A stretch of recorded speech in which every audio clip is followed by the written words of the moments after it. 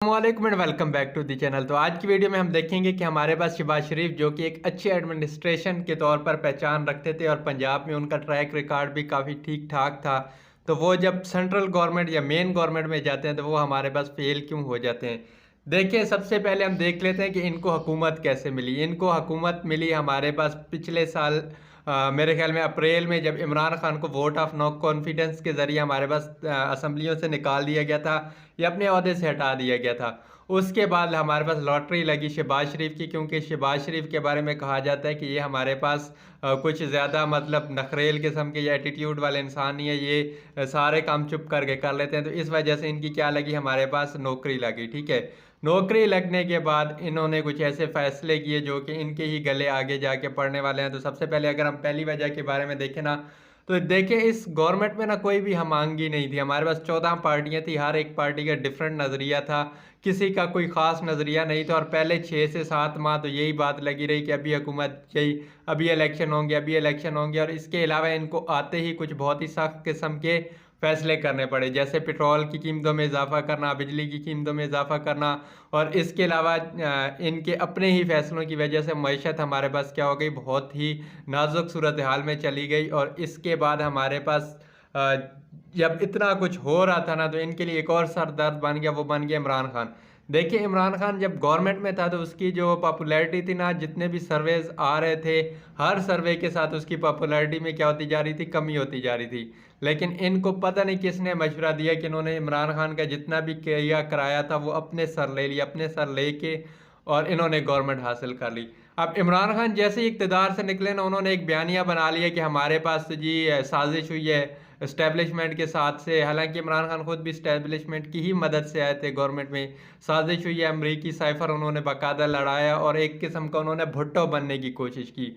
और ये वाला बयानिया टू बी ऑनेस्ट बहुत अच्छी हद तक उनका क्या हुआ, बहुत ही मतलब मकबूल हुआ।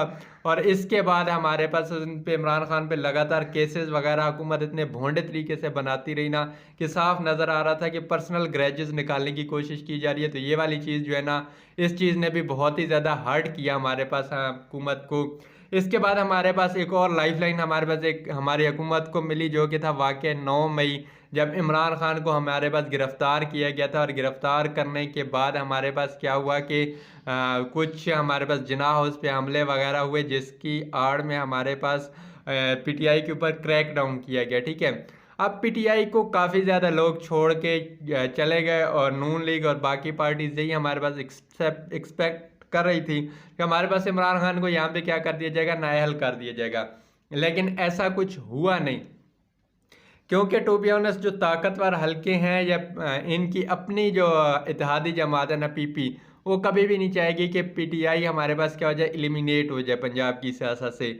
देखें, जो पीपी है ना, टू बी ऑनेस्ट उसका वोट तो हमारे पास है ही नहीं यहाँ पे।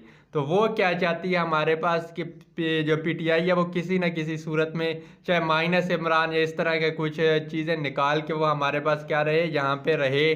और इसके बाद क्या हो, हमारे पास वो ऐसा ऐसा जो नून लीग का वोट है ना, कुछ हद तक कम कर लिया जाए। क्योंकि अगर नून लीग को बिल्कुल ही खुला पंजाब दे दिया जाता है ना, तो हमारे पास मुकम्मल बातें हैं कि क्या हो जाएगा, हमारे पास इलेक्शन वही जीत जाएंगे। तो हम पता नहीं कहाँ की बातें कहाँ पे लेके चले गए। तो ये बैकग्राउंड थोड़ा सा समझना ज़रूरी था।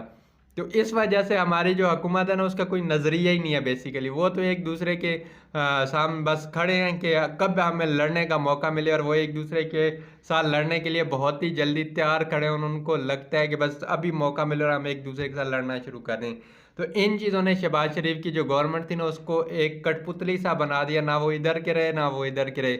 वो बेसिकली काम करने से ज़्यादा ये देखते रहते हैं कि ये इत्तेहादी नाराज़ ना हो जाए, ये इत्तेहादी नाराज़ ना हो जाए और ये वाला इत्तेहादी नाराज़ ना हो जाए। और सबसे जो बड़ी वजह, उनके पास अवामी मैंडेट ही नहीं है, चाहे कोई कुछ भी कह ले। एक जब वज़ीर आज़म को निकाला गया था तो हमारे पास अच्छा तरीका यही था कि इक़्तिदार में चले जाते और उसके बाद क्या हो जाए, हमारे पास इलेक्शन वगैरह हो जाते। तो अब भी मतलब ख़त्म होने वाली है हुकूमत। ठीक है, तो कुछ मतलब किसी को समझ नहीं आ रहा है कि नून लीग ने इन इलेक्शन से हमारे पास क्या हासिल किया और क्या हासिल नहीं किया। कुछ भी हासिल नहीं किया टू बी ऑनेस्ट। अपना जितना भी नाकामियों का तवाफ था अपने गले ही डाल लिया। और सबसे ज़्यादा जो फ़ायदा उठाया वो हमारे पास पीपी ने उठाया, क्योंकि वो सारा कुछ कर करा के वजारतों के मज़े लेके साइड पे हो गई है।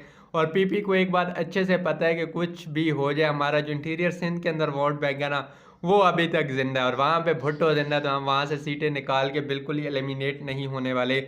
और इमरान खान को नाअहल कराने के ऊपर भी जो इनकी बहुत ही बड़ी कोशिश थी कि नाअहल कराया जाए, उसके ऊपर भी अपनी पार्टीज़ के मुख्तलिफ जो पार्टीज़ हैं ना, उनके आपस में इख्तलाफात है। सुनने में यही आया कि शायद पीपीआई हमारे पास कभी भी नहीं चाहती कि नून जो हमारे पास पीटीआई है वो भी एलिमिनेट हो जाए, क्योंकि इनको फुल पावर कोई भी नहीं देना चाहता।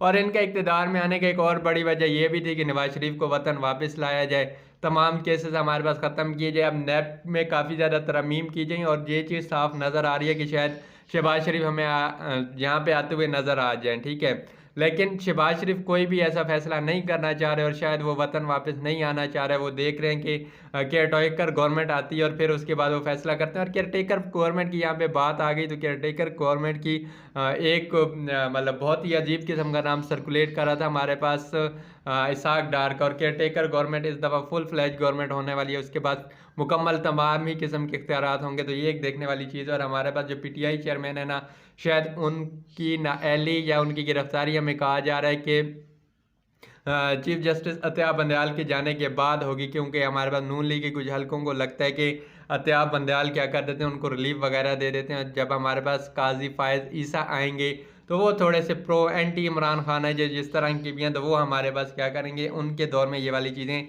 एग्जीक्यूट की जाएंगी। तो 2023 के इलेक्शन हमारे पास बहुत ही इंटरेस्टिंग किस्म का होने वाला है। अगली वीडियो में उसी के ऊपर ही बात करेंगे। तो ये थी आज की वीडियो, उम्मीद आपको पसंद आई होगी। अगर पसंद आई है तो वही लाइक शेयर और सब्सक्राइब ज़रूर कीजिएगा, और मिलते हैं अगली किसी ऐसी ही वीडियो में। तब तक के लिए अल्लाह हाफिज़।